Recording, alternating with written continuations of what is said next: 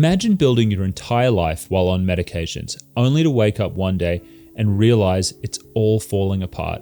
Today I'm sitting down with Cooper Davies, a man whose life was completely reshaped by psychiatric medications.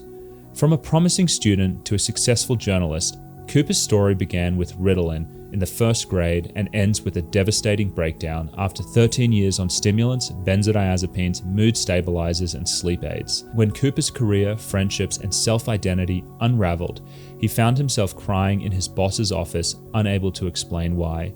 Then everything changed with one life-altering moment, finding out he was about to become a father. But what happens when the drug that once propelled you forward starts pulling you under?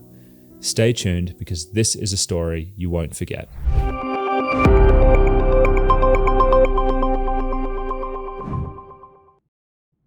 Well, Coop, thanks so much for coming on and agreeing to share your story. Thanks for having me, Josef. And it's an honor. I've seen a lot of incredible people on your channel, and I think what you're doing is a great service to the world. So happy to be here. Yeah. So thank you for that. Let's dive right in. Why don't you start by sharing, what was going on in your life to have you end up taking psychiatric medications to begin with? Sure. Well, there's a few different parts where maybe my story diverges from a lot of other people in the larger community of people identifying as being impacted by these drugs and by the larger paradigm. I think one of those ways is, so I was diagnosed in 1991. I was in first grade. And at that time, Ritalin was very much like on the cover of Time magazine. It was ADD, which is what we called it back then, was very much coming into the public consciousness for the first time. And I attended elementary school in a rural town, like a pretty sparsely populated rural town, way out in the Connecticut countryside, which exists. Connecticut is not all. A lot of people who aren't from New England imagine, or even in New England, they imagine that Connecticut is a lot of what you see in like Greenwich and Fairfield County, closer to New York City. Where I grew up was on the eastern side of the state. People root for the Red Sox out there, not the Yankees. Mm-hmm. So it's a different vibe. And so I add that to say that there was something about where I attended school that was a little bit provincial. It's not like I lived in a suburb at that time or outside a major city. And so anyway, this idea of ADD was sort of a hot idea. And my teacher in first grade during a parent-teacher conference told my parents, I think your son has ADD. Half the boys in my class have ADD. And it's easy to treat, and you should go get him evaluated and look into Ritalin, because the boys that are on Ritalin are doing much better. My parents were not into that. We ran like a food co-op out of our house. Like, I grew up very limited sugar and artificial dyes and all of that stuff. I was like very early to the natural foods thing, which I resented at the time, I will tell you. But now I'm glad that's how I was raised. And so they said no. And so I continued on through elementary school, into middle school, and even into high school, not medicated, but I certainly had on some level this awareness that I did end up getting properly diagnosed a couple times over that period of time. And so I had this awareness that I had a thing that was not a moral failing, in as far as I had a construct as a kid for what a moral. It wasn't my fault, I guess is how I understood it. That made me different, and my experience of classroom rules was something that was maybe going to be harder for me than other people. And I wouldn't say that I was thinking a lot about how I was ADD.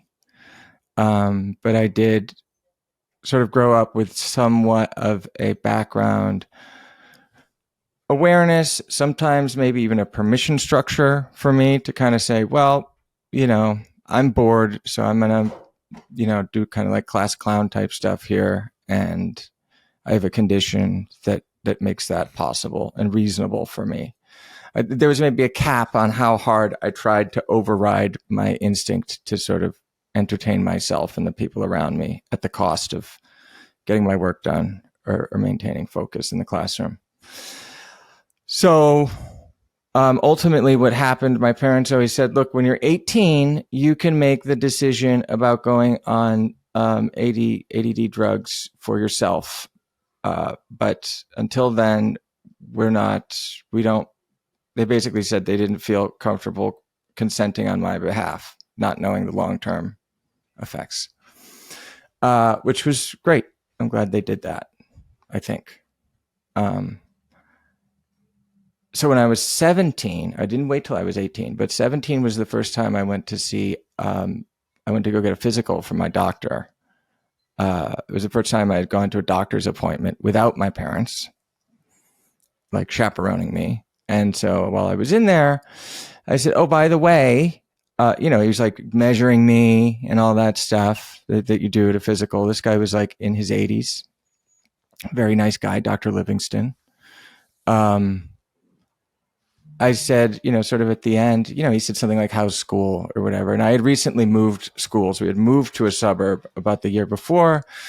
And, I was a sophomore in high school, and I was having, to make new friends and all of that stuff. And I think there was some difficulty in my life, but I wouldn't say that was driving my request for trying stimulants. I think I had always had this huge curiosity, especially growing up and seeing other boys, my friends, like at lunch, they'd go to the nurse to get their meds. It was very much like a normalized thing. I had a cousin who took Adderall.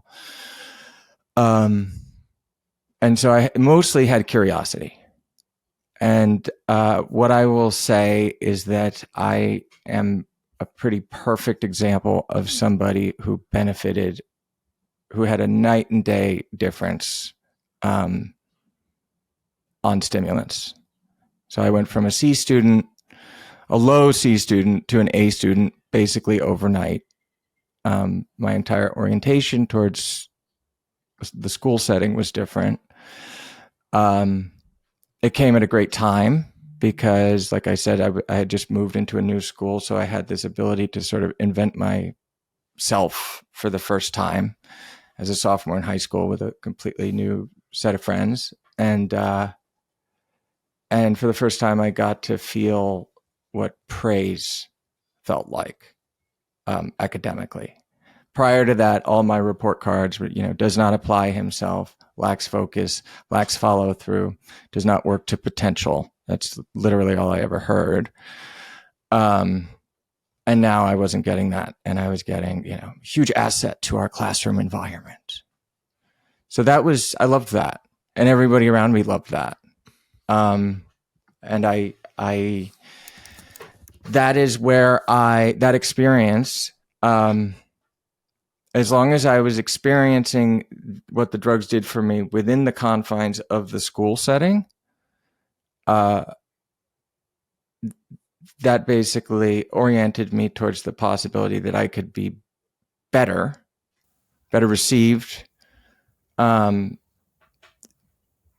just generally better off by taking a drug. Mm-hmm. How did your parents feel about this radical improvement in your ability and all of the praise, knowing that, up until that point, they'd been quite against you starting stimulants? Well, my parents had an amicable divorce about 2 or 3 years prior to this happening. And at the beginning, they still get along great. It just wasn't a great marriage. And so while it was destabilizing, certainly, to have two homes, it was not as bad as it can be for some people.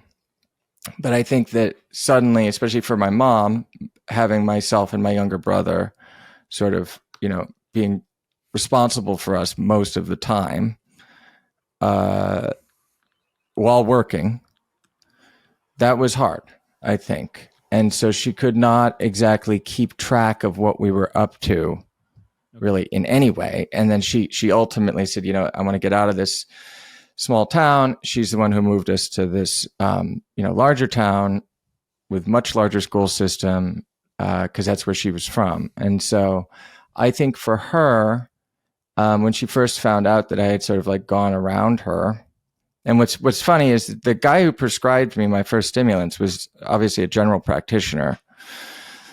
He also had been in practice for so long, he had actually delivered my mother.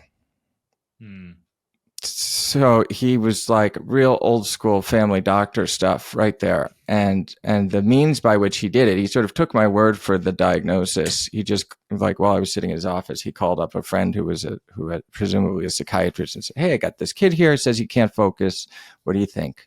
Ritalin 5 milligrams twice a day? Okay." And that was it. So my mom was pretty mad at him. But also didn't have like the time or the energy to be too mad about any of it, because I was now, especially at this point in time where, I'm sure she had concerns. My son is very intelligent, but doesn't apply himself. And at some point he's going to be done with high school. And then what's going to happen from there? I think that was a concern that was now, off. That wasn't part of the mental load she was carrying. So how mad could she be? Yeah, I think, and for my dad's part, it wasn't at the top of his list of things to be mad about either, or concerned about. Yeah. So at that time, that changed, I will say. Yeah. So walk us forward from there. So you start taking medications, you're doing really well in school, you're getting all of this praise. Talk more about how being on stimulants sort of changed your life over the following years after you started them. So the way that I think about this, and people, this is in hindsight. So this doesn't apply to everybody, but I have developed my own sort of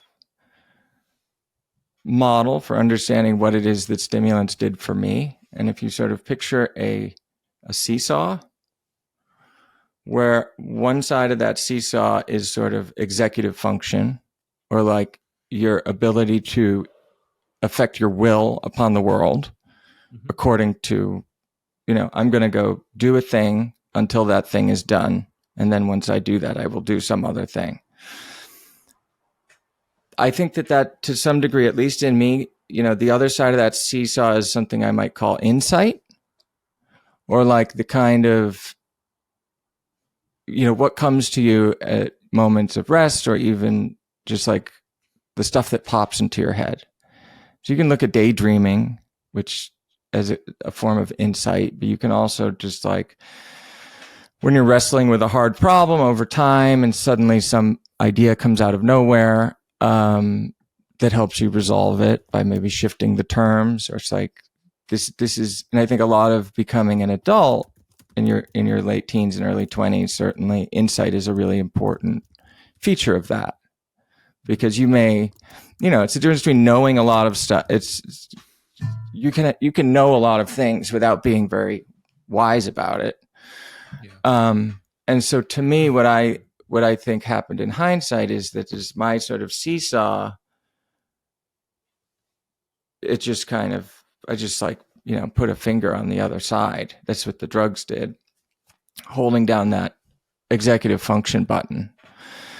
And that's what allowed me to, have all the wins, and those wins compounded, good grades, it's college applications, getting into the school of my choice, working towards the career of my choice, all of that stuff. I was able to apply myself in meaningful ways. But maybe the cost that accumulated over time is that the way I ended up doing a lot of productivity for productivity's sake. You know, the satisfaction of checking things off the list.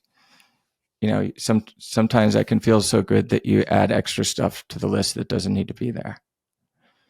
And so for me, I think over time, my activity was not as informed by a whole lot of introspection or wisdom. Can you provide maybe some examples of how that unbalanced seesaw like would actually manifest in your life with, you know, choices or you know, just different things that happened? Well, one that's you know, there's a mild version, and then there's a version that was actually quite impactful. And so the mild version would be something like, I so fell in love with taking notes that in the process of taking those notes, I was not absorbing I was not present in the lesson or whatever I was taking notes on, right? And so I could go back and refer to my notes, but it wasn't quite the same as what I would have done if I was in a different headspace. In a different headspace, I would have been much more looking for stimulation or interest. So that would mean either tuning out whatever the teacher was saying or trying desperately to tune into it and actually like connect on a deeper wavelength and sort of internalize what I was hearing. But as long as I felt like I was taking great notes, it was like, check that off. I'm doing what I'm supposed to do. I'm absorbing this, or I'm getting it down. Another place where that showed up was I relatively quickly, so I would take my first dose right before leaving the house for school, and then the second dose around lunchtime, a little before lunchtime, and then usually getting out of school around 3:30. And that's when I would crash. And for me, even at a low dose, when I was still on a low dose, the crash was hard for me. And the way it showed up for me was, you know, it's not like I was like crashing out, but I felt on edge. I wanted to sort of withdraw socially. I had this like, you know, not so much a charge, but just like an unpleasant internal agitation that would certainly fade over time. But 3:30 every day after school, and we were like latchkey kids. So that was when I was, you know, off doing stuff with my buddies. And as a teenager, I wanted to show up for that a certain way. And if I'm in this sort of come down period from the stimulant at that point, it was hard for me to kind of relax into that and feel a part of it. I had this internal vibe going on that I couldn't explain. I mean, even if I wanted to explain it, I don't know how I would have explained it. And so that ended up, in my case, like the solution to that was probably smoking more pot than I would have otherwise. If I was not on this kind of go track, I might have considered, is this worth the trade-off? I was not a total maniac, and I, you know, even in my wildest times, always had an ability to sort of pull myself back from most disaster, at least at this point in my life. But for this, it was just like clear to me that it would be better to just keep doing what I'm doing because it's mostly working, instead of actually sitting with how this might play out one way or another. Well, let's talk about that part of it. So tell me the story of how you decided that maybe it wasn't worth it taking those medications, because I understand that you were on them for like a decade, right? Or maybe even a bit longer. Yeah. Well, I will say that I had maybe two phases. It was 13 years. Yeah. There was the phase, there was like there was an upward trajectory and then there was a downward one. And so basically over time, what happened for me was all these wins that I was getting academically and then later, sort of professionally were very much predicated on who I was when the stimulant was operating at a therapeutically, right?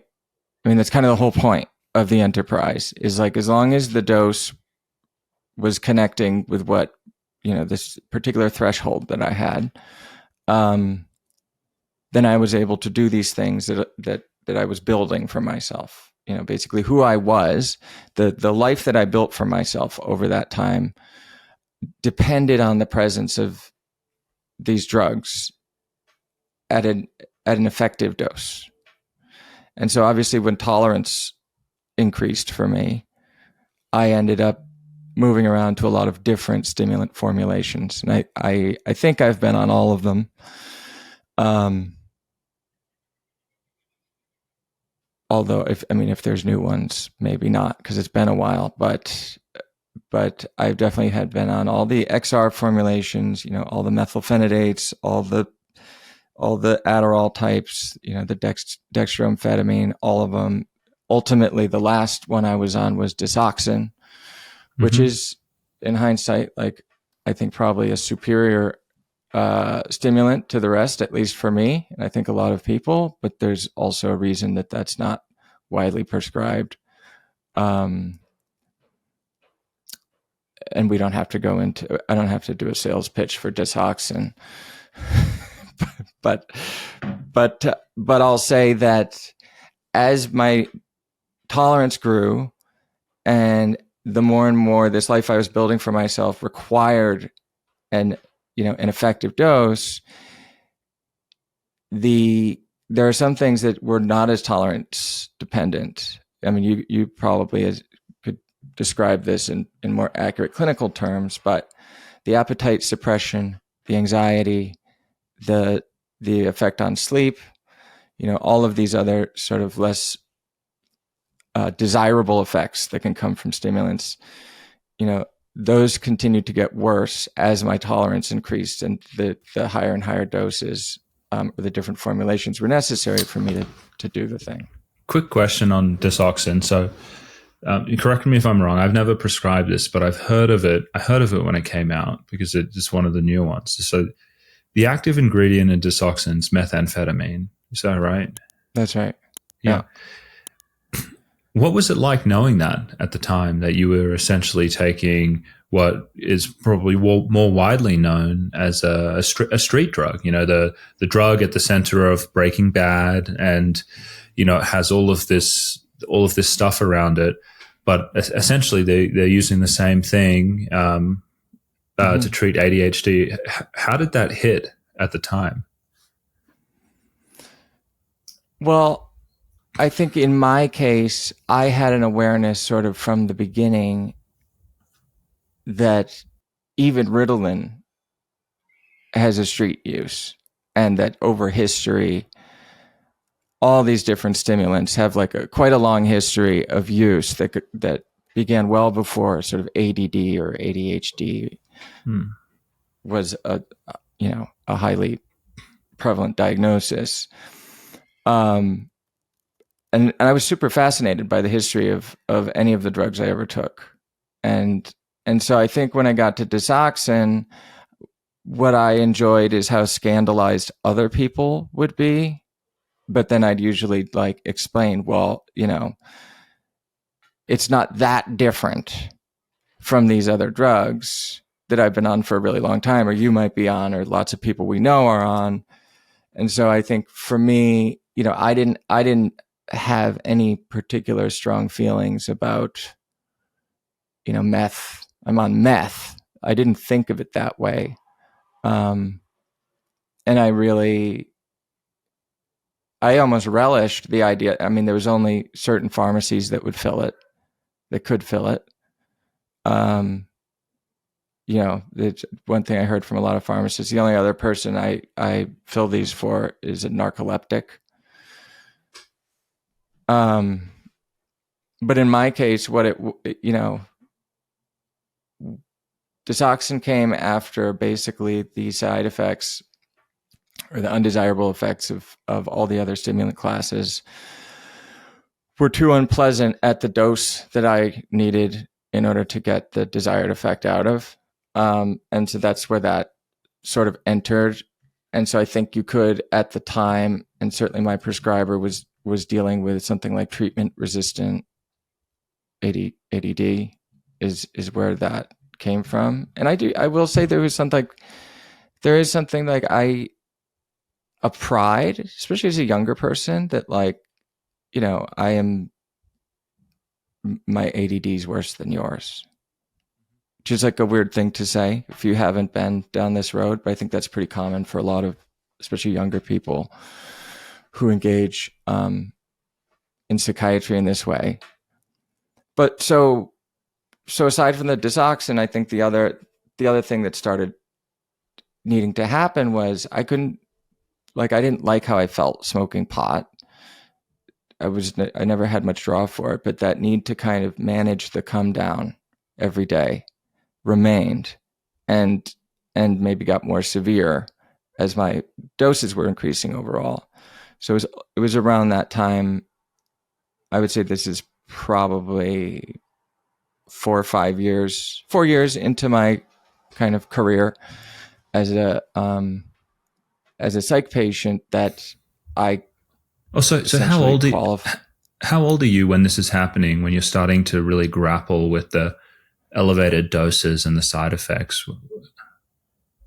I'd say in my case, it took about 4 years. So I was probably about 21, 22 to get to the point where it felt really clear that there's something possibly not sustainable going on here. Okay. Yep. And it also started to feel clear that, it felt clear the whole time that I could not afford to be my unmedicated self in these contexts that I had sort of gotten myself into for the classes I'd signed up for in college or just sort of like, that I needed to be the person that I was when I was on stimulants that were working in order for this whole thing to work. So that was, I'd say 4 or 5 years into it is when I got a generalized anxiety disorder diagnosis, and started with Ativan, PRN as needed. Okay. And that became daily. And it was great. It was great what I needed it most for is like at a certain point after the effects of the stimulant had sort of peaked and started coming back down, the Ativan demolished completely the unpleasantness of the come down. Mm-hmm. And so it actually freed me up from feeling any ambivalence about my drug regimen, because it had sort of sanded off the most difficult part of the whole thing. And it definitely enabled me to feel like I could now tolerate, higher doses of a stimulant, because I had, a benzodiazepine with sort of a medium length half-life, right? It's like, there was some accumulation that was going on with those, I would think, of the drug in my system.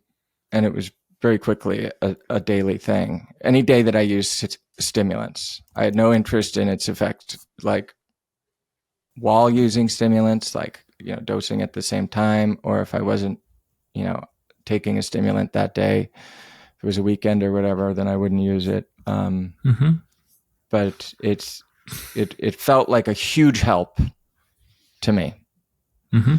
But that's, that sort of, now I have this lack of concern or friction, or this limiting factor is now sort of removed. And it wasn't long before tolerance to benzodiazepine became an issue as well. And I think, I mean, a lot of people can probably figure out where this is going from here, but what I will say is that it became a real puzzle for me and my different prescribers over the years. Like, how are we going to get this cocktail dialed in for this guy? People in my life had sort of an ambient awareness of how big a part psychiatric drugs were in my life. And I was getting, even then, like quite a lot of concern and negative feedback from family members and friends who were like, look, you don't need to be doing this. What do you think that they were seeing that was most concerning to them, that made them actually mention something to you? I think part of what they were seeing was, generally speaking, I'm naturally a pretty considerate person. And that would go away. Sometimes for a short period of time, sometimes for a while. And there also was, I think, emerging in me this feeling of low-level desperation, that, like, it was this other sort of awareness that I had underneath all the normal concerns of life. I'm thinking about, when is the last time I took this drug? When is the next time I need to take this drug? So, like, things that often get talked about in the addiction world, of just sort of like obsession. I think that was certainly emerging in me, and people could see that. But, you know, people who didn't know about the role that drugs are playing in my life may have just seen those outward manifestations, and it could be off-putting, or it would cause me to become, you know, sort of rigid in certain ways, because it was such a you know, daily practice to kind of move into these sort of slightly different states of consciousness. And yeah, I think it showed up in a way that, you know, certainly in college and later early on in my professional career, had an effect on the people who wanted to be around me, sort of had an effect on who my friends were. Mm-hmm. And I can say, I mean, I have great affection for all my friends, but I can say, looking back, that had I not been on these drugs, I would have gravitated, and other different people would have gravitated towards me than who I ended up spending a lot of time with. Mm-hmm. And of course, who your friends are can have an enormous effect, especially when you're young, on your self-conception and the path you might take in life. And just if you could lay that out, how do you think it would have changed the people that you would have hung around with? What were the attributes of the two different groups? You know, where you were pulled one way when you were medicated, and you think, maybe if I was unmedicated, I would have spent more time with, you know, X, Y, and Z person. Well, I think in part it goes back to this idea of like access to insight. Mm-hmm. And like, my base nature is quite almost reserved. Not introverted, but like, I tend to kind of hang back. I'm like also very patient, and, you know, I'm not somebody who normally gets annoyed with other people. I have like a deep affection for people in general. And I generally gravitate towards sincere relationships. Mm-hmm. And so I think that, and part of that is maturity, right? That's, mm-hmm. You don't tend to see that with younger people as much. So I think one way that it did show up is that it did slow down the degree to which I matured as a social being. And so maybe the group of people that I was spending time with, who enjoyed spending time with me, you know, were a little further back on this kind of like the spectrum of maturation and like mm-hmm. sincerity. You know, there was a lot of joking around and kind of cynicism Mm-hmm. that existed within my friend group that I think had I not been on these drugs, I would have gotten really tired of really quickly. Okay. And then I think it's obviously hard to kind of claw apart what is like an effect of a drug and what is just somebody growing up.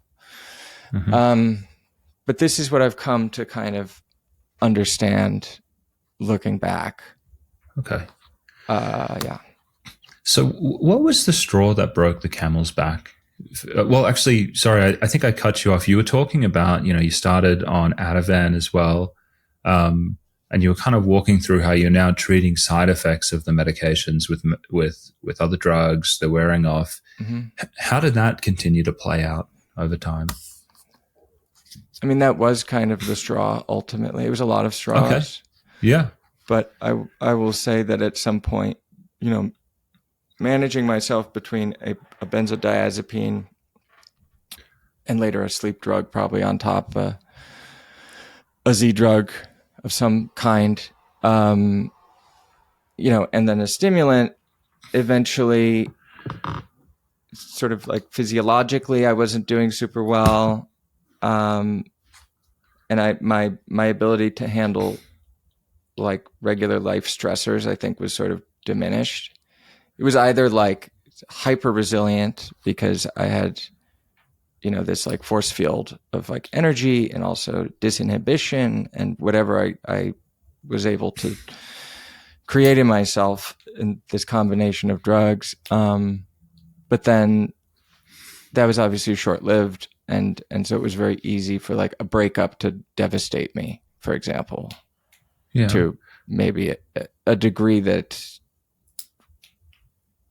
like, to a significant degree, where it would show up in my life and disable my.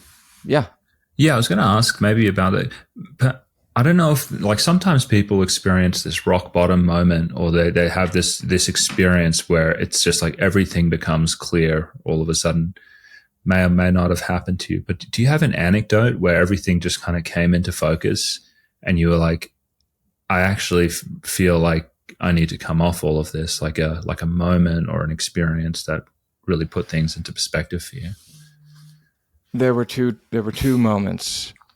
So I'll just fast forward. So suffice to say, I was a pretty typical example of a prescription cascade. So ultimately I moved into antidepressants, moving around those, mood stabilizers, like off-label experimentation with antipsychotics as an adjunct, trying to find efficacy.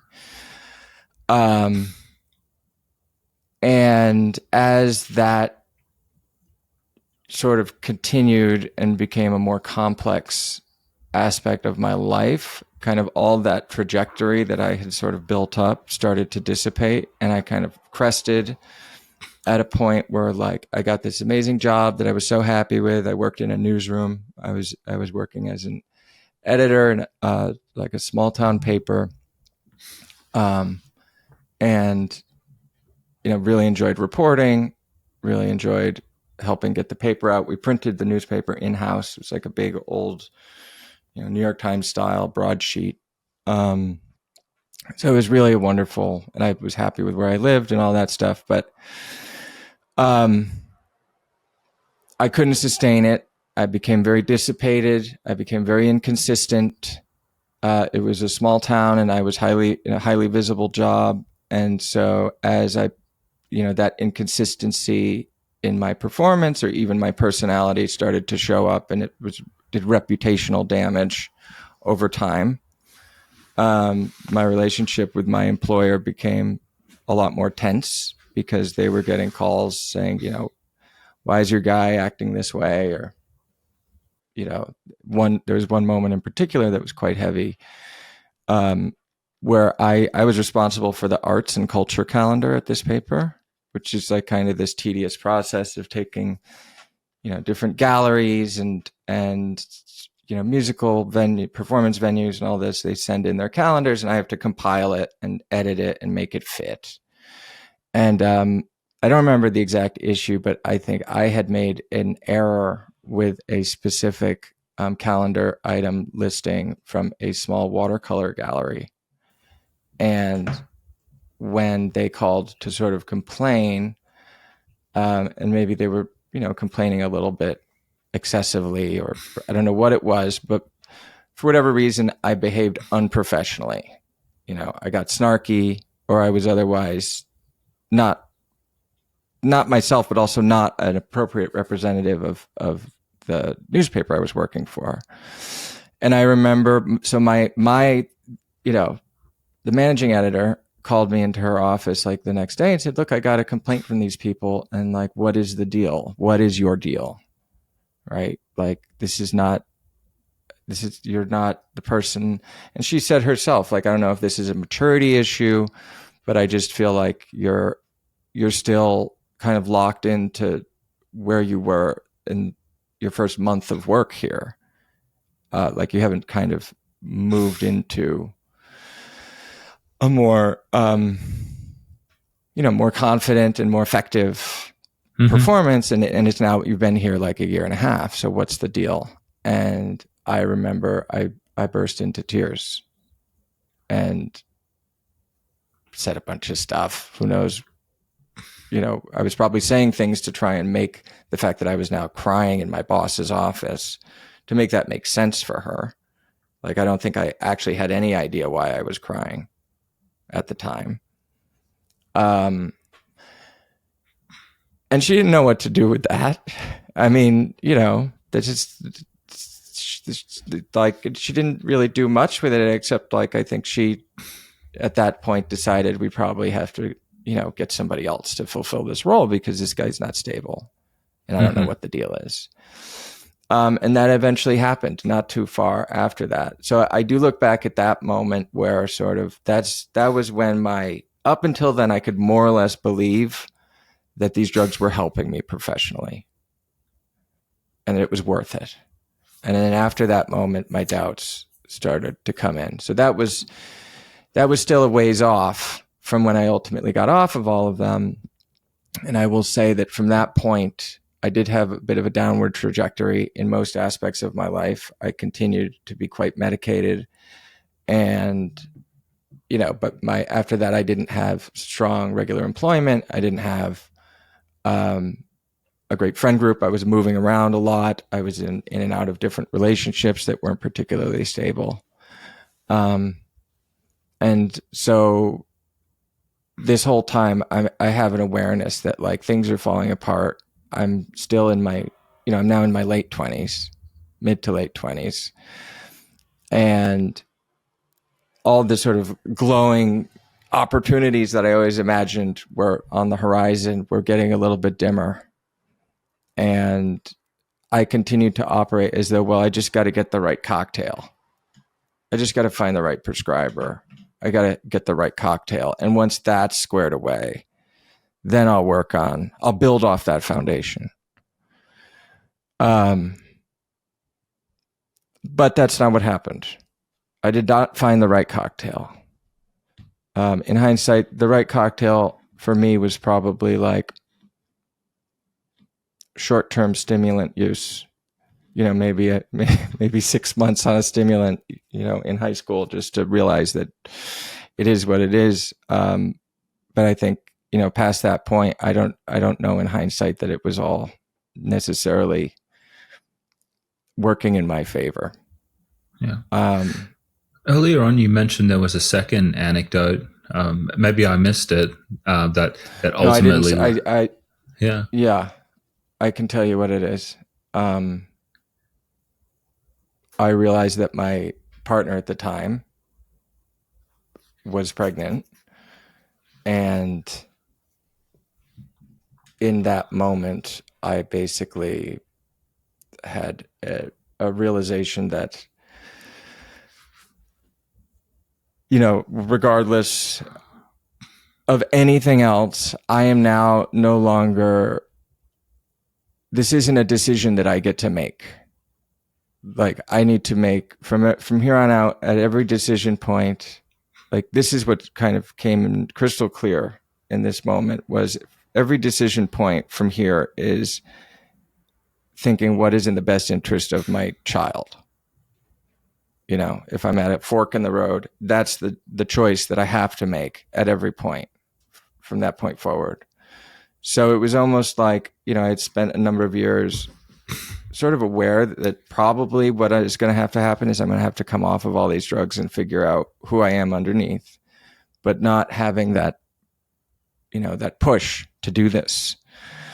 So suddenly feeling like I am now responsible for another life, this is what acted as that push for me. Instantaneously, I kind of snapped into that way of thinking. And then I found out pretty quickly, you know, I went to my psychiatrist appointment. I said, look, I think I got to get off of all these drugs. He was basically like, look, that's not really advisable. You're on a lot of drugs. You know, it's probably on 5 different things at that point. And he's, you know, I don't think that's going to get you to the stability you say you're now needing to find. Let's think about other ways to do it. And I just said to myself, okay, well, if I'm not going to be able to do this within the context of mental health treatment, I'm going to have to treat this like it's straight up addiction. Because those people know how to come off of drugs. And so my next move from there was going to basically a month-long stay at sort of an old school 12-step oriented rehab. And so this is where I came off of most of the drugs that I was on. Mm-hmm. And it was in the context, I mean, this was a very old school 12-step oriented rehab, and most people who were there were either there for pretty severe alcoholism or they were there for problems with opioids and opiates. There was not really, you know, I came in and basically said, look, they ask you, what's your drug of choice? I said, well, I don't really have a drug of choice, but this is what I'm prescribed. And this is how long I've been prescribed all of them. And even there, they were like, well, you know, this sounds like maybe a mental health problem more than an addiction problem. Right. Mm-hmm. And I basically insisted that I don't really care what category it is, but I don't know where else to look to sort of get oriented towards what exactly the task is ahead for me. Like if I need to, in short order, sort of reinvent how I operate in the world, you know, this is my best hope. So at that time I was prescribed gabapentin. I was prescribed, I think I was prescribed Valprex. They wanted to keep me on those because you know, they were like, these are not drugs of abuse, so you should stay on these. And I had to really argue with them quite a bit to get off of these. And so that's where I kind of went through simultaneously a lot of different withdrawals at the same time. And they did help order it in such a way that I think the gabapentin was, you know, maybe the last one that I came off of. And I, by that time, certainly had an awareness of things like the Ashton Manual, because I think any long-term benzo user would have an awareness of the Ashton Manual at that point. And I somewhat knew what it was like to come off of them. But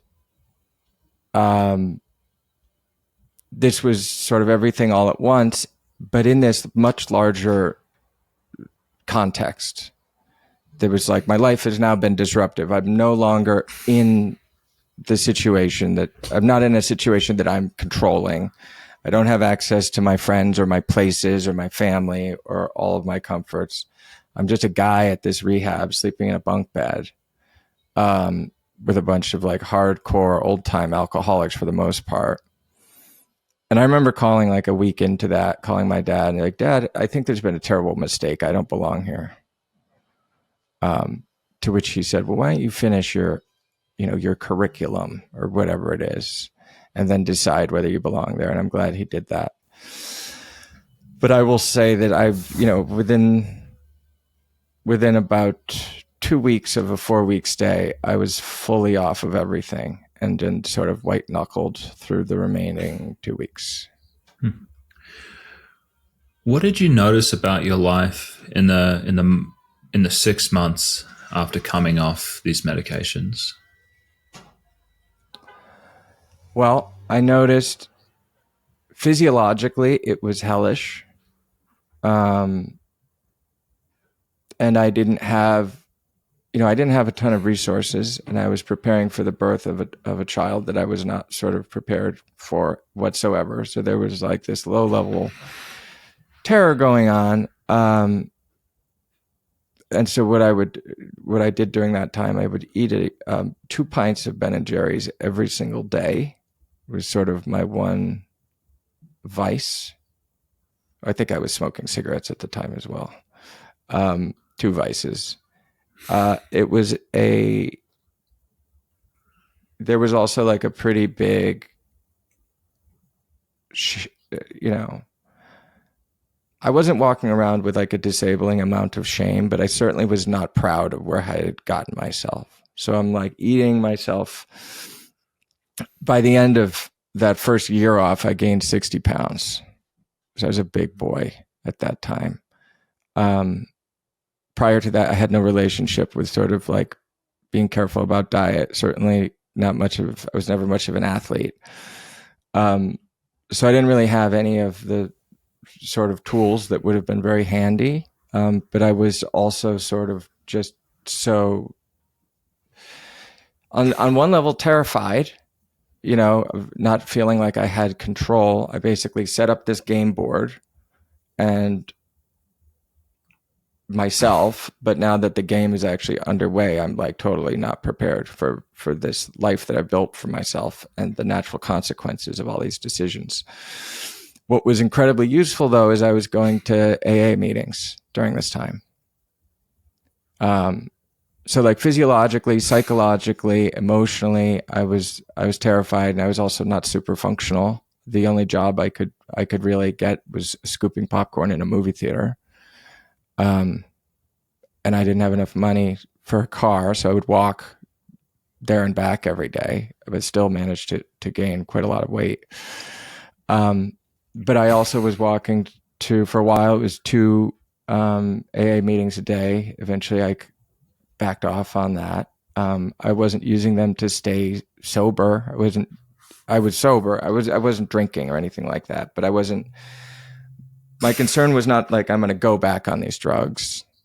What I needed was access to people who had some sense for what it takes to sort of like almost on a technical level, how do you reinvent yourself as an adult when your life has looked a certain way up until that point?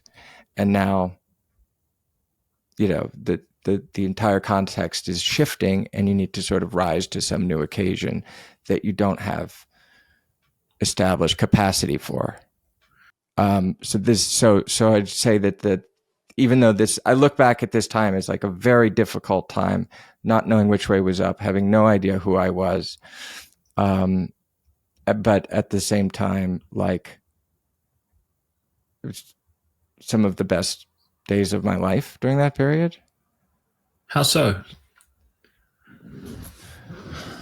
Well, I think what I encountered in the world of 12-step, I mean, my experience of it was, this is almost like a technical manual for character development. So certain virtues like gratitude and humility are really emphasized in those spaces. There's a lot of talk about will, about giving up your will, and like going back to this whole thing on executive function, and the way that, for me, a lot of what the drugs allowed me to do was rise above my inborn personality characteristics and just sort of like be what I needed to be or do what I needed to do according to my will, instead of having to negotiate with my own kind of limitations. And so for me, it was that they're often talking about it in 12-step world, you're giving your will up to your higher power, and just you're letting go of the reins, and you're just sort of trusting that if at each decision point you're making that decision with some degree of integrity and humility, that you'll end up going in a place that you want to go. Whereas if you try and outsmart everything, if you rely too much on your own cleverness, that's where people tend to get in trouble, because they can talk themselves into all kinds of justifications, or kind of backwards relationships with other people or things. So I felt like what I had found my way to was an opportunity to engage in a deep philosophical conversation centered around applied philosophy. That's kind of what meetings were to me, is being able to go into spaces where people in the middle of their workday, are taking on their lunch break, getting together to talk in a really open and vulnerable and to some degree sort of regimented or like intentionally plotted out way, talk about the darkest, most difficult parts of their lives. And I think anybody who's watching this, who has any experience in 12-step world, at least Alcoholics Anonymous, there's not usually a ton of conversation about alcohol. It's so people who aren't familiar might be wondering why was I going to AA? There was NA meetings, which is Narcotics Anonymous, which is where you're supposed to go if you have a drug problem, any of that. None of that mattered to me. The reason I went to AA meetings is because there were more of them, and you tended to have people with a lot of long-term sobriety in them. Or in other words, people who had adhered and stuck to a program for a really long period of time. You're more likely to find them at AA meetings than anywhere else. Now, Coop, just to segue, I want to ask now, like, you're going through hell, you've been on these meds for, I think you said 13 years, you're coming off, your life's in disorder. When did you start to notice some benefits about being off these medications? That's a great question. I will say that by the first couple of weeks that I was off, one thing that I experienced, and I do think part of it was this context. So I'm in this rehab, and all there is to do, this is not some fancy place. This was like very old school. Like, you go to 3 different 12-step meetings a day. There was no pool. Food was horrible. It was just meetings. And one thing that is talked about in the world of addiction recovery is something called a pink cloud, which is the experience. There's almost a feeling of kind of elation or euphoria that can emerge for people who are early on in their sobriety. And I think there's a few different factors that play into this phenomena. One is just like the body and the mind sort of suddenly being unburdened by heavy interference. One thing that I noticed that really was a big deal for me when I got to the point where it had been so long, basically since I was a teenager, that I would reliably wake up feeling more or less the same as who I was when I went to sleep the night before. And so that alone became like an object of fascination and celebration for me, kind of internally. Like, I don't have this. It felt like my life up until that point was a series of fast cut edits strung together. And now everything felt more contiguous. And I could have a thought or have a feeling, when I'm going to sleep, and when I wake up, that thought and that feeling was having the same valence that it did the night before. And so that sort of never really went away. I mean, obviously you get used to that. Like I'm now at the point where I take that more or less for granted. But at the time, I mean, for the first couple years, I was deeply appreciative of the way that my brain was working. I think the other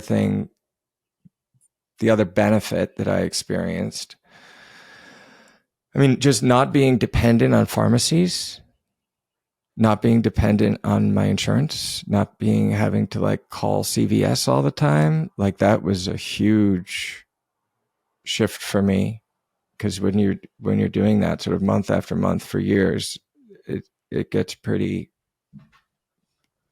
unpleasant. And so once I felt like I was free of that, and I could just like go anywhere and I wouldn't have to plan out, like if I was going to go on a trip, which I wasn't going on any trips, but if I did, I wouldn't have to like come up with a plan ahead of time to make sure I had, a extended supply, or when this refill is, in relation to this other refill, and these are like staggered, and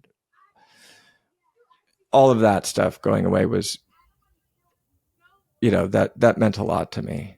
But now, I will say, I'll go ahead. I was going to say, you came off what sounds like sedatives, perhaps antidepressants, mood stabilizers. I think to the listener who may not follow a lot of my content, they might assume that your mood would be substantially worse now that you're coming off all of these drugs that were essentially mood regulating. And so what did you notice about your mood after you went through the acute withdrawal? My mood was stabilized. Huh. I mean, sort of like what I was just talking about. My mood made sense to me. It correlated to what was going on. My mood, I also got used to having quite what you would call a low mood, right, during this time.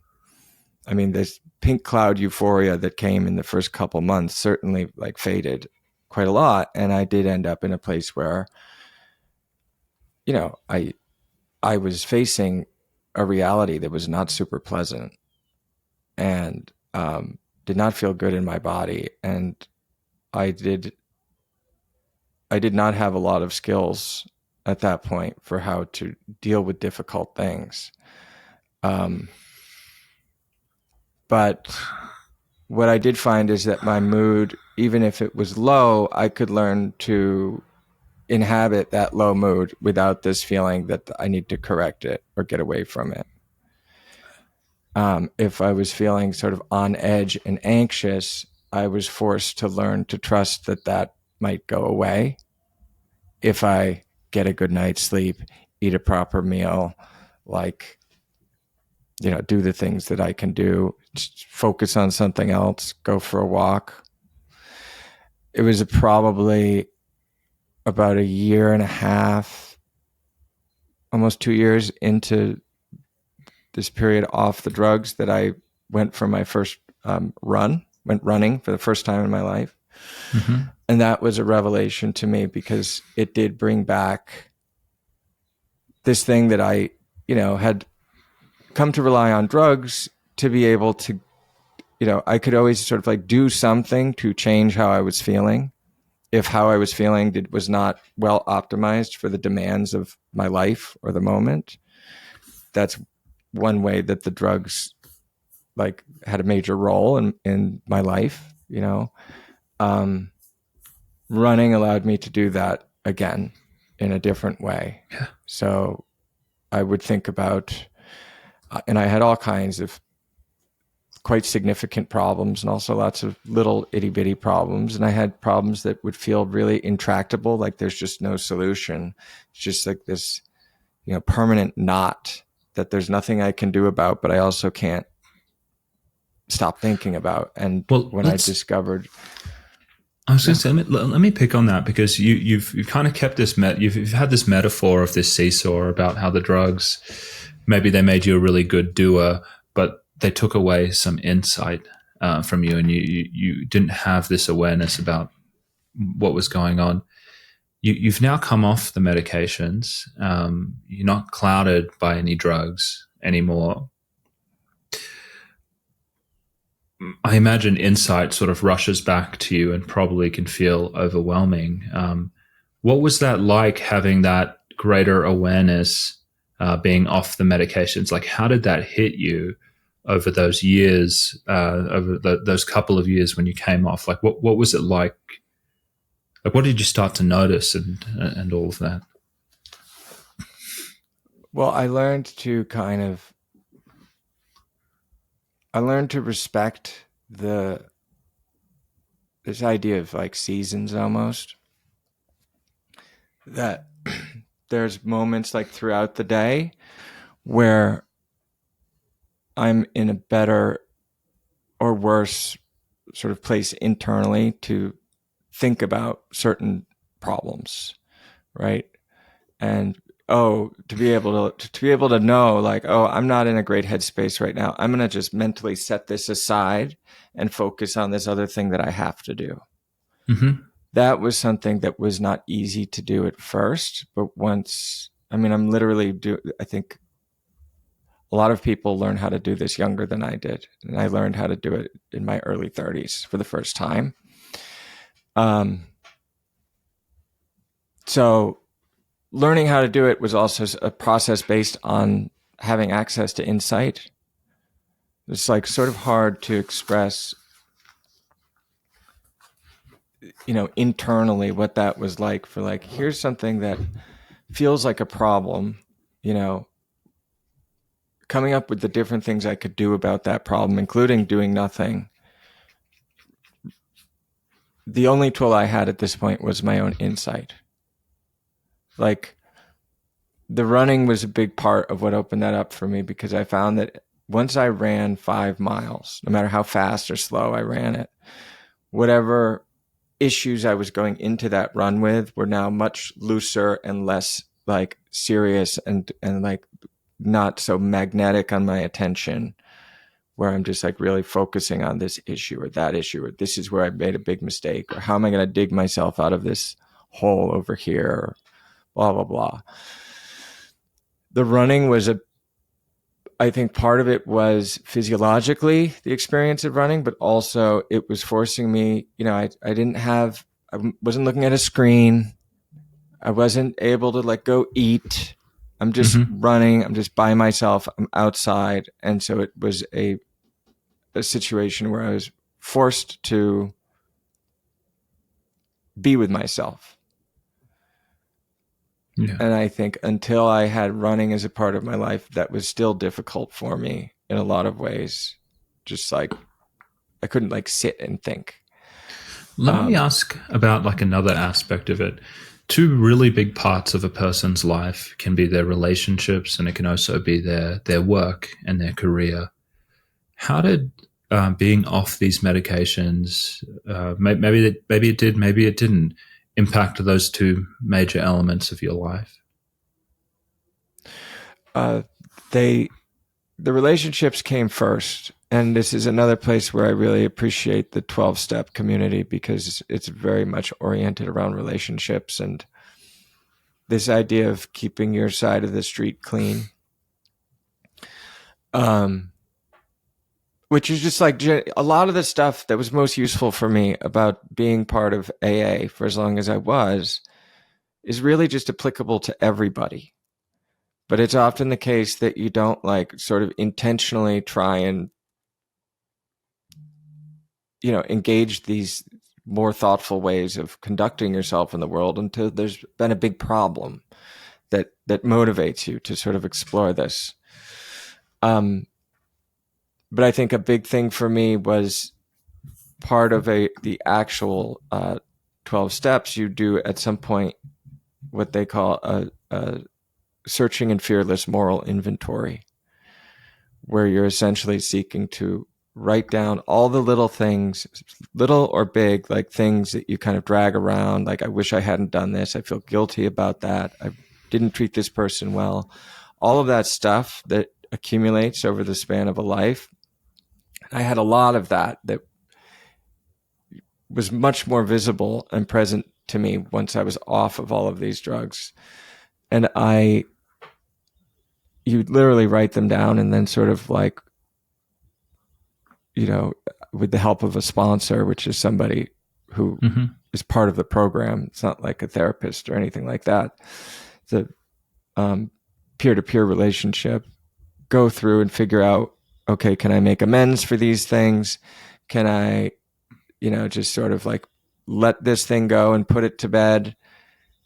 And the purpose is not to sort of like debase and humiliate yourself by going around and apologizing for every bad thing you ever did.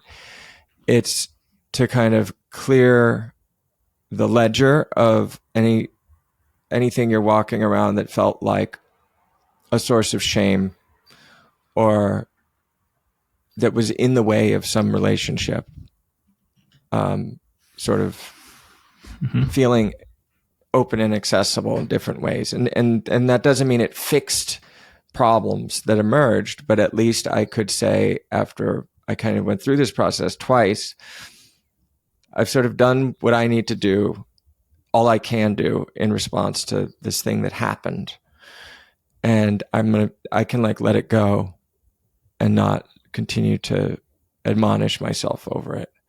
And I think for me, this was a really weird experience in some ways, because I think it's set up in AA for people who really, getting really inebriated and are maybe really, really disconnected from who they are sober in a visible and obvious way to the people around them. Like when somebody's really drunk, you usually know it.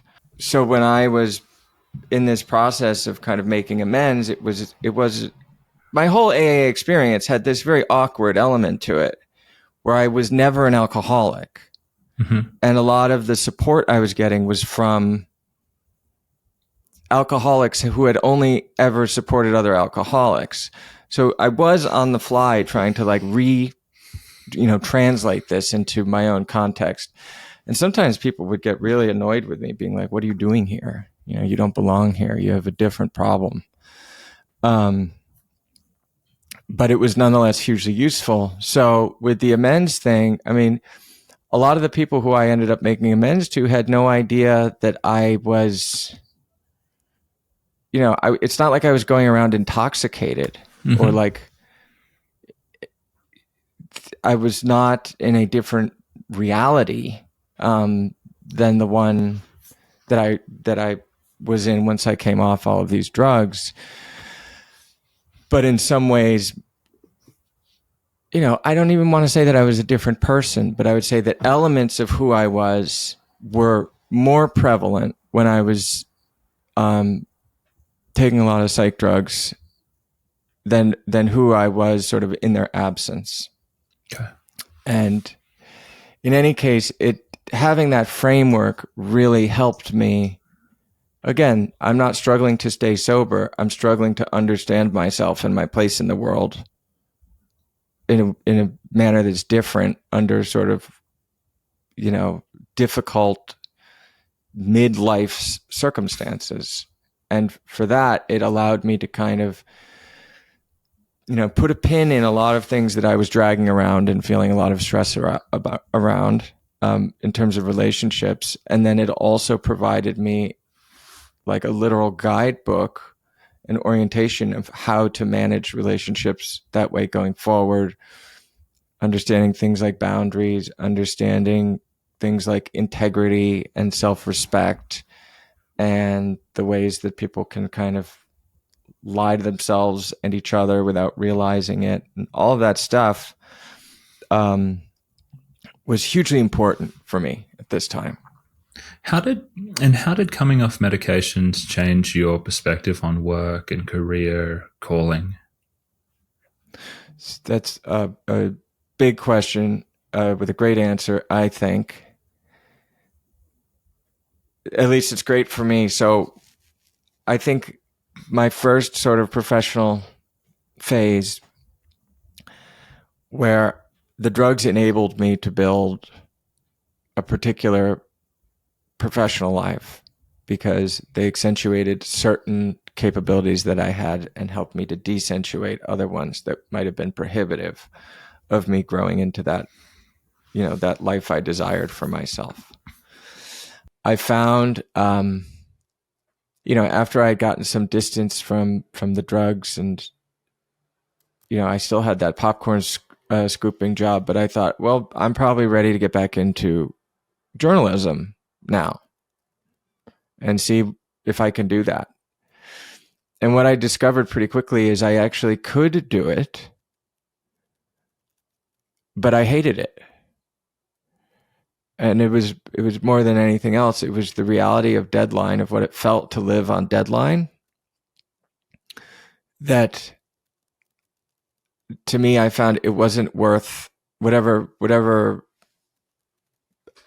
pleasure or enjoyment or satisfaction I was getting out of doing that work was not adequately counterbalanced by what it felt, the level of sort of stress and preoccupation that came from living on a sort of endless deadline, cycle of deadlines. I can handle deadlines, but when you're working for a periodical of some kind that comes out at specific times every week or every month, you end up orienting your life in this particular way that for me was just not, it just, I didn't like it, it turned out. Which is a really interesting thing because, we talk about things like informed consent, but what psychiatrist could have said to me, before you go on this stimulant, you should know that it may enable you to build a professional life that you later discover that you hate if you ever come off these drugs.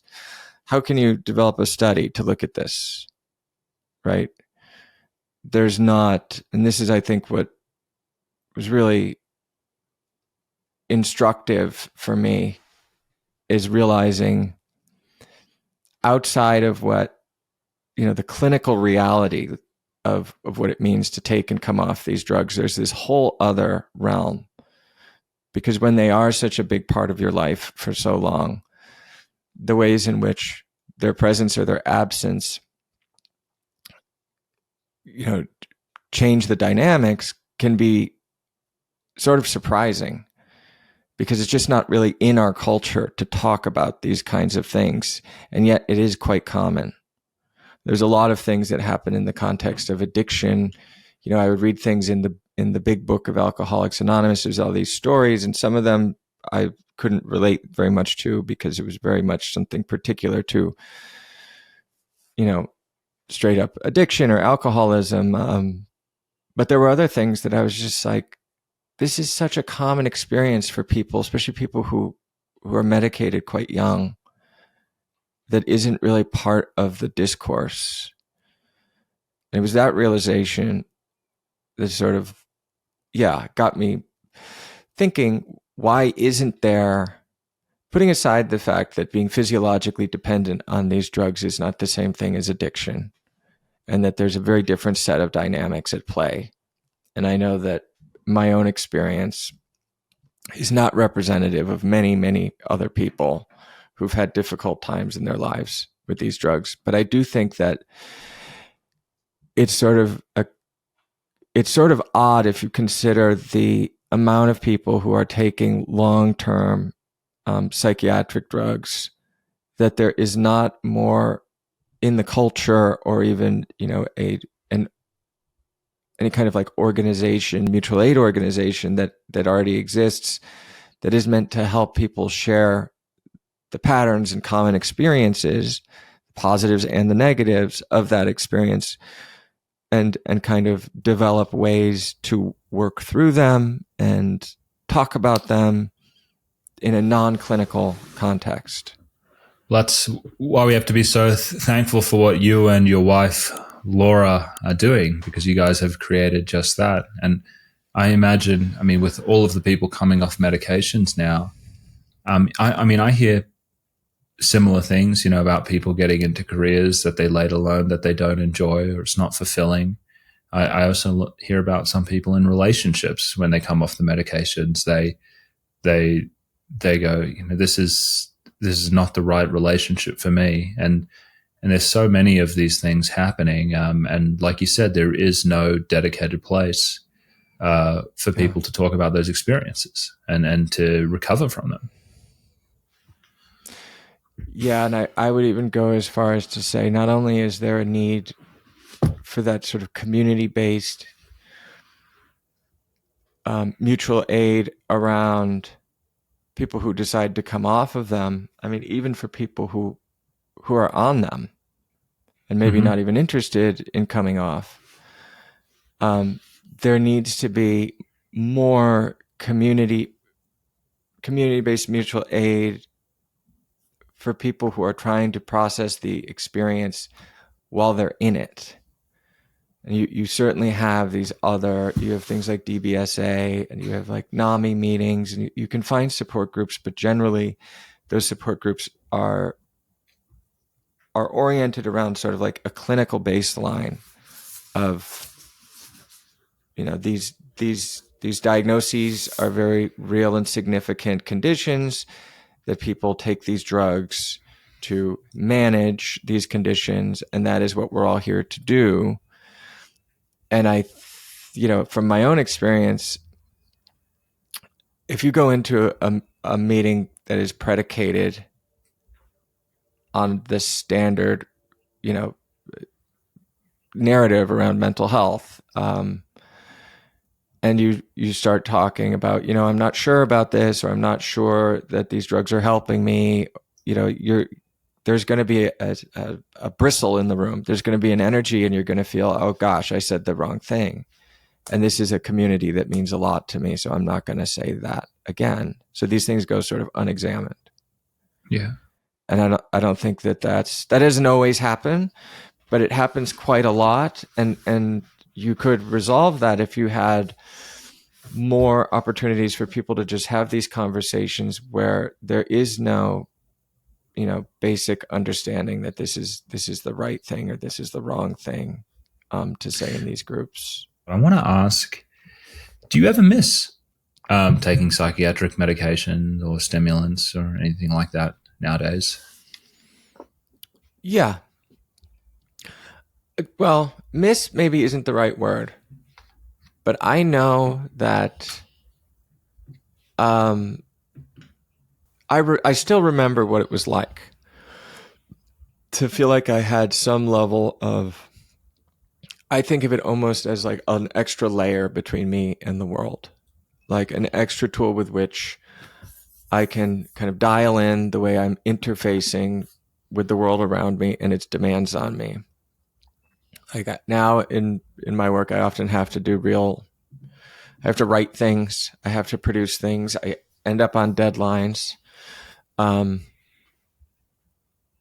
think that the biggest lesson for me professionally is that I used to change myself in order to meet the demands of the moment.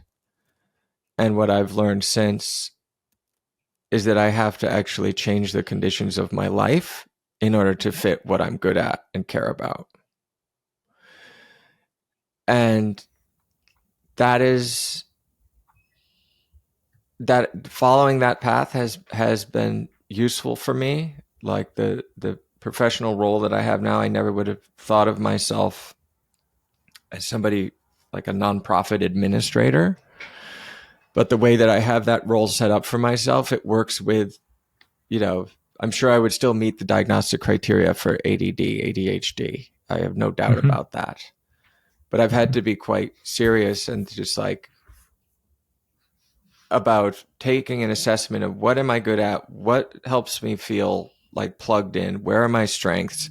And then how can I ask for a role that allows me to play on those strengths and isn't forcing me to kind of be that square peg in a round hole too often. So in my case, that means that there are certain aspects of my job as an executive director where I love it, which is like talking to people, representing the organization, talking about these big ideas, developing relationships, managing, a team, a remote team on a pretty like high level, but also like quite directly involved with everybody on our team. And I have direct relationships with many, many people in our community. All of that sort of plays to my strengths. But sometimes I have to do something that doesn't.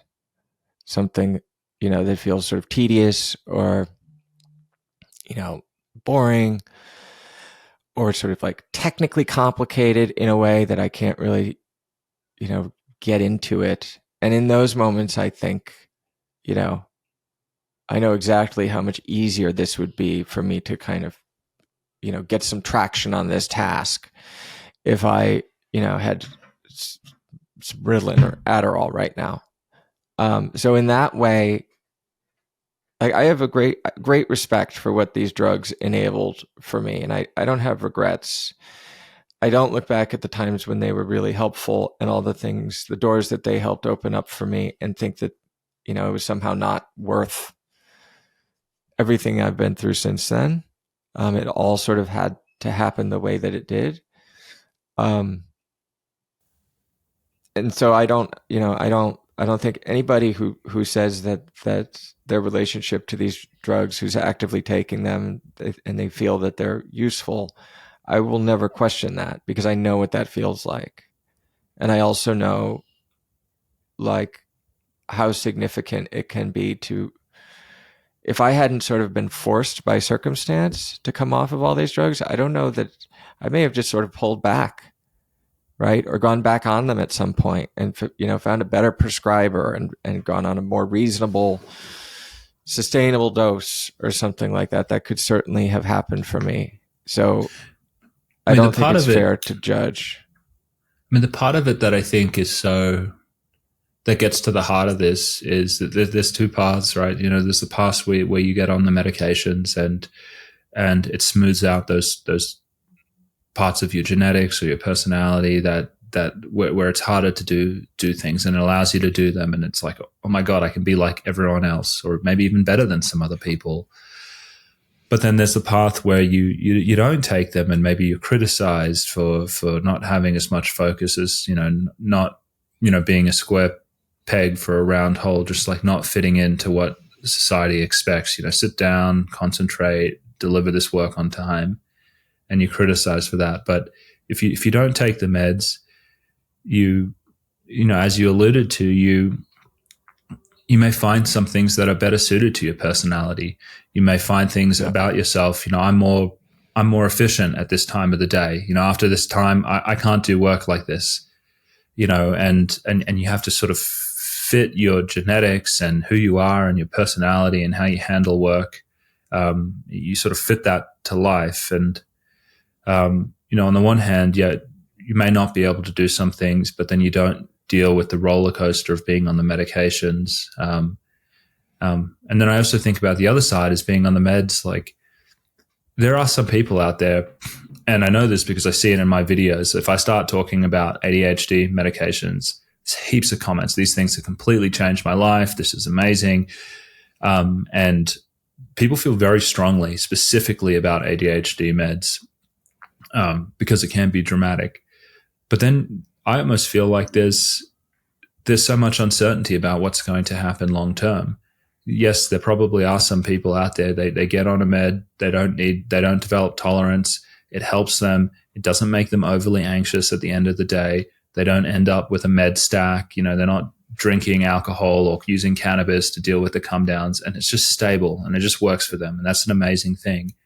But then there's the other group of people where they build tolerance to it. They have appetite suppression. They need higher doses. They need different meds. It leads to anxiety and jitteriness, and then like a med stack. And, like in your case, before you know it, 10 years later, you're on 5 different pretty powerful meds, and you're crying in your boss's office because it's just led to a state of functioning that just isn't working anymore. And that's the hardest thing I think these days is you just don't know which way you're going to go with them. Whether you're going to be someone where it's going to work long term, or you're going to be someone where tolerance, side effects, all those types of things kind of pull you in a different direction and can upend your life. I talk to families of young boys, usually, who maybe are teenagers and they're thinking about going on. Like, I'd like to talk to somebody who's been on these drugs before, or have you talked to my son before we make this decision as a family? And what I tell people is, aside from just getting sort of fully informed about what these drugs actually do and thinking about the difference between near term and long term, and then also making sure to consider whatever stage of social or intellectual or academic development that the person is in, kind of look at all of those things together. But the other thing that I think is worth doing is try to put aside the attention deficit piece. I think it's absolutely the case that these drugs can be life-changing. They were life-changing for me. That being said, I don't think that what they did for me is a whole lot different than what they would do for most other people, whether they would be diagnosed ADD or not. It's just that for some of us, especially things like that involve a lot of sedentary time, repetition, classroom environments, professional environments, these are harder for some people than others. And I don't personally think that's necessarily useful to think of as a deficit. You could still recognize that it's harder without necessarily saying that, like, oh, well, there's an extra piece of that other people have that I don't have, and that's why sitting still is harder for me. I don't think that framework is that useful, and it complicates people's ability to actually assess the cost and benefit of the drugs, which is much easier if you're just simply thinking of it as a stimulant. This is a central nervous system stimulant. It has these particular effects on me, regardless of whether or not I fit some diagnostic framework.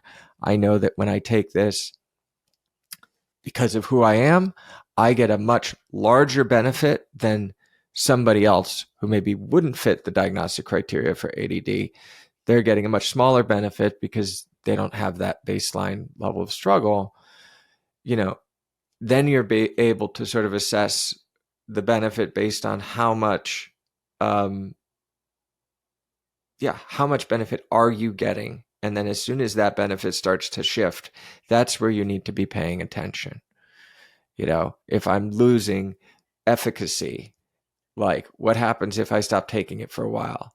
What happens if I try to go without it for a while? Like, constantly checking in on that stuff instead of this very common track to just stay on it, increase the dose, try a different formulation, sort of escalate. This is something that I think most psychiatrists don't like to see. And yet there's the way the incentives work and the way people think about these drugs, whether they're taking them or prescribing them.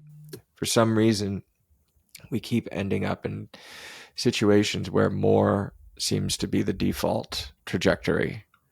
Yeah. And in many ways, it's because it's easier in a short visit to go up than it is to have the hard conversation about, now we have to come down. What's that going to mean for your life? Well, Coop, I want to thank you so much for coming on and sharing your story today. If there was something that we didn't get to, which you think is important for the audience listening to know, I want to just give you a moment just to share a message with them, or just go over something that you think we didn't cover, just so we make sure we get everything. And you can say nothing if there's nothing that comes to mind, because we have been talking for an hour and 40 minutes. So, yeah. I mean, one thing that I just want to, almost what we were just discussing, but just like in the big picture, I think that where we are as a culture right now is very divided on a lot of things. And on the question of psychiatric drugs, this is going to become, in the coming years, even more a divisive issue than it has been in the past. And I think that the problem, sometimes having the necessary conversations is made more difficult when people are being pulled towards, polarity of they're always good or they're always bad. So I think for anybody who's watching this and is, starting to think more about the way these drugs may have affected their own lives or what they're seeing in loved ones or what they're seeing in the culture at large, like just to remember that the only way we're going to improve outcomes for people overall is by having more conversations about them. And if you are sort of drawn to one end, one polarity, over another, that is, regardless of which it is, that does not help people have the open conversations about these drugs, the experiences of being on them, that are necessary in order to get to a better place.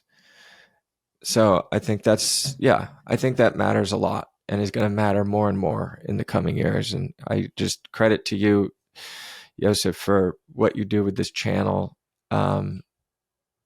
and being able to have these conversations with people that shows the talk about things that you're not going to encounter quite easily in the culture unless you go looking for them, in a way that is sort of like grounded in thoughtfulness and care for the fact that these situations can do a lot of different things, a lot of different people in a lot of different ways. There's no one right way. What's right for one person is not going to be right for somebody else, but everybody benefits if we can have open discourse about these things without fear of what's going to happen if the wrong person hears the wrong thing and gets the wrong idea. It's not a good enough reason to hold back from these conversations. Well, Cooper Davies, how can people find you and your wife if they're interested in connecting? You can come to www.theinnercompass.org, which we have not discussed on this interview, but there's a lot of other places right now where you can learn about our organization, our websites, and our communities. Hopefully hearing a little bit about my background helps contextualize some of what Inner Compass has to offer. Mm-hmm. And so I won't, if you're new to it, I highly commend it to you. Go check us out. And, if you have, if there's something that you see in there that you'd like to better understand, I would invite your readers to go ahead and email me, cooper@theinnercompass.org. And I'm very eager and very happy to talk to people about what it is that we do, especially if for those for whom it doesn't totally make sense out of the box, which certainly happens. Okay. Good stuff. Thanks once again. Thank you, Josef. If Cooper's story resonated with you, then you won't want to miss my conversation with Trudy Slot. After more than 2 decades on antipsychotic medications, she's now 5 years medication-free and rebuilding a life she once thought was lost. Click here to watch her powerful story of resilience and renewal.